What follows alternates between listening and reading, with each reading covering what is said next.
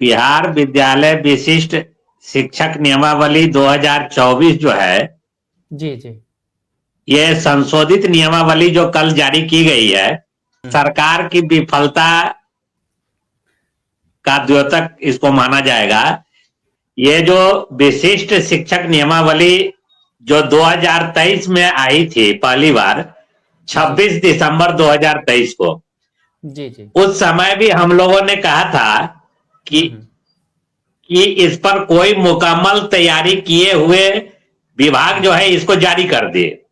और आज पूरे पूरे एक वर्ष बीतने के बाद कल जो कैबिनेट से पास की गई है संशोधित नियमावली, यह भी आनन फानन में बिना मुकम्मल तैयारी की जारी की गई है। जी जी जी। तो सबसे बड़ी बात है कि विभाग आखिर चाहती क्या है। विशिष्ट शिक्षक के मामले में पिछले साल भर से कवायद जारी है विभाग के द्वारा। जी जी। लेकिन बावजूद इसके जहां की तहां नियमावली पे अड़ी हुई है, जबकि शिक्षकों का डिमांड रहा है कि इस नियमावली में जो संशोधन करने वाली बात थी, ये संशोधन होना चाहिए था सेवा निरंतरता को लेके। जी जी। इसमें संशोधन होना चाहिए था प्रोन्नति को लेके। जी जी। और अभी जो कल जो कैबिनेट से पास की गई है, ये मैं तो इस नियमावली के जारी होने के समय से ही कहता आ रहा हूं कि यह एक नियोजित शिक्षक जो स्थानीय निकाय के कर्मी हैं, जी जी, उनके लिए यह काला कानून है। और कल जो जारी की गई है संशोधित नियमावली, या और इसको पुख्ता कर दिया है कि यह निश्चित रूप से स्थानीय निकाय के जो शिक्षक हैं, जिनका न्यू वर्जन विशिष्ट शिक्षक के रूप में सरकार करने की मंशा पाल रखी है, हमारे शिक्षक निश्चित रूप से इससे शोषित होंगे, पीड़ित होंगे। और पदाधिकारी जो है, पदाधिकारी को इसमें मनमानी दे दी गई है कि आप जितना हो सके इन शिक्षकों को नींबू की तरह निचोड़ सकते हैं। जब सरकार की मंशा है कि हम स्थानीय निकाय के कर्मियों को राज्य कर्मी का दर्जा दे, तो फिर यह विशिष्ट शिक्षक नियमावली और संशोधित नियमावली लाने की क्या आवश्यकता थी। आपके विद्यालयों में पूर्व से कार्यरत शिक्षक हैं, उन पर जो नियमावली लागू है उसको लागू कीजिए। जी। स्थानीय निकाय के जो शिक्षक हैं उनके प्रति सरकार का जो सौतेला व्यवहार है उसको यह जगजाहिर कर रही है नियमावली। जी। 17 साल, 18 साल, 10 साल से अपनी सेवा को पूर्ण कर चुके हैं। अब सरकार स्थानीय निकाय के नियमावली के तहत उनको प्रमोशन देने के लिए बाध्य सरकार को होना पड़ रहा है। तो वो प्रमोशन से हम कैसे बचे, इसलिए यह विशिष्ट शिक्षक का शगुफा छोड़ा गया। दूसरी बात है कि सरकार की मंशा थी कि हम इन शिक्षकों को अपने जगह से दूर स्थानांतरण करें। अब चूंकि हम लोगों ने हाई कोर्ट में सक्षमता परीक्षा को लेकर जो केस किया, और माननीय न्यायाधीश के द्वारा हम लोगों को राहत देते हुए कहा गया कि अगर जो शिक्षक विशिष्ट बनना नहीं चाहते हैं उनका 2020 का नियमावली जो है वह जारी रहेगा। और ऐसे में अब तो सरकार को प्रोन्नति भी देना है, तो सरकार फिर से एक जाल बिछाई है कि अब वो जो 3 टाइम का जो सक्षमता परीक्षा की बात थी उसको 5 बार किया गया है। लेकिन हम शिक्षकों को आगाह करना चाहेंगे कि आप जो प्रथम बार परीक्षा दिए थे, आप याद कीजिए कि आपके इतने दिनों बीतने के बाद भी आखिर आपको राज्य कर्मी का दर्जा क्यों नहीं सरकार दी। आप सरकार के चाल को अभी भी समझिए। जी, मैंने कहा था कि सरकार जितनी बार सक्षमता परीक्षा जितनी जल्दी ले ले, पोस्टिंग में सरकार को काफी माथापच्ची करनी होगी।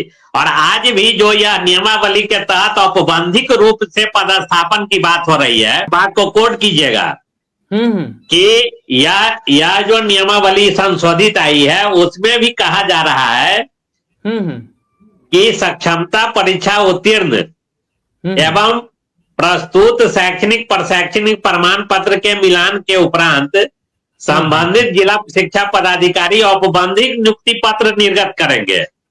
और और जो इनका पदस्थापन होगा उसमें जो योगदान होगा उस तिथि से यह विशिष्ट कहलाएंगे।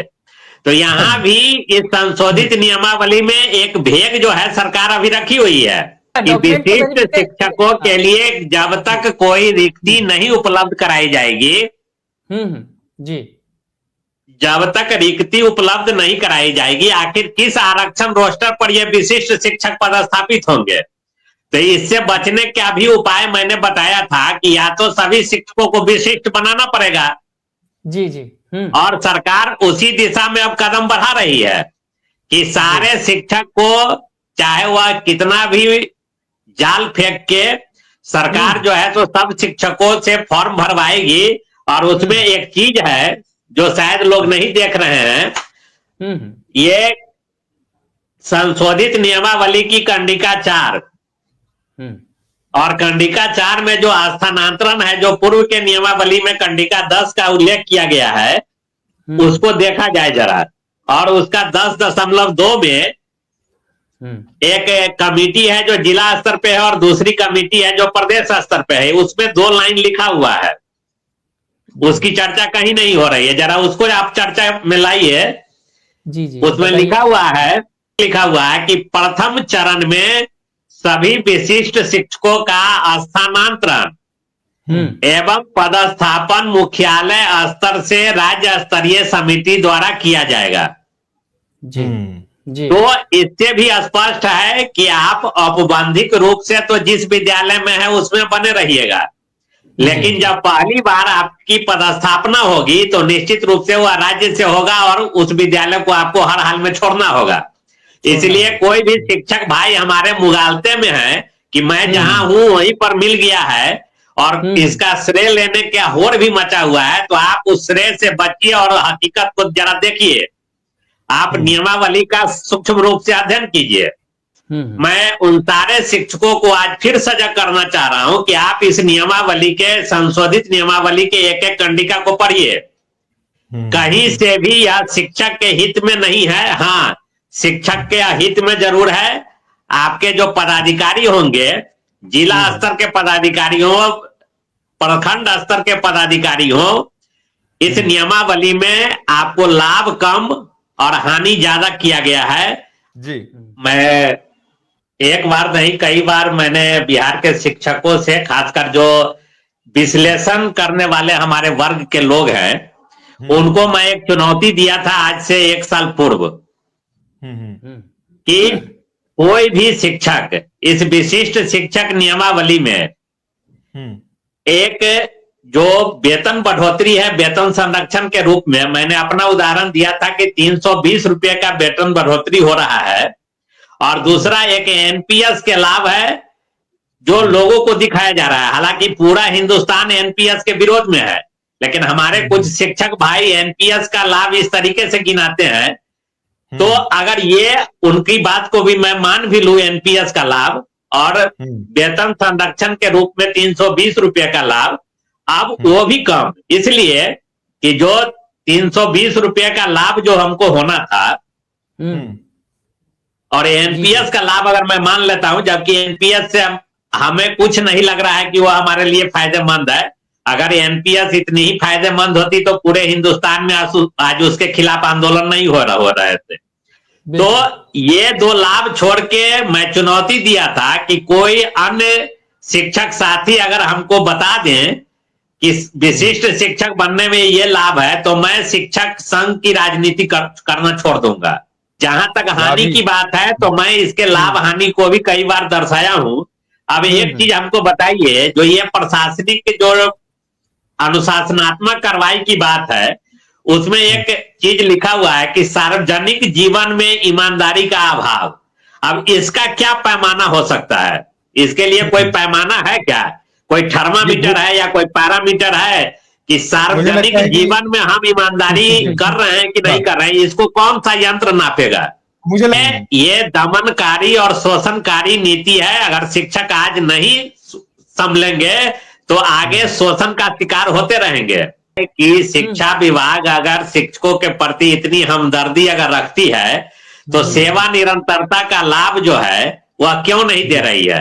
और नियोजित शिक्षकों की जो नियमावली 2020 है, जिसको माननीय उच्च न्यायालय ने भी उसको वैध करार देते हुए उसको लागू रखने की बात की है, तो फिर नियोजित शिक्षकों पर सरकार की कोई नीति मौन क्यों है? उन लोगों को नियोजन इकाई के द्वारा प्रोन्नति दी गई थी और उसको विभागीय लोगों के द्वारा उसको निरस्त किया गया। वो लोग कोर्ट गए थे और कोर्ट ने आदेश दिया है और 90 दिनों का समय दिया है नियोजन इकाई को कि आप नियोजन इकाई के अंतर्गत वरीयता की सूची बनाइए और 90 दिनों में पदस्थापन कीजिए प्रोन्नति के साथ। नियोजित शिक्षक को प्रोन्नति देना पड़ेगा और जब तक प्रोन्नति नहीं दी जाती है, हम लोग जैसे बहुत सारे शिक्षक हैं जो सक्षमता परीक्षा का विरोध उस क्षण तक करते रहेंगे।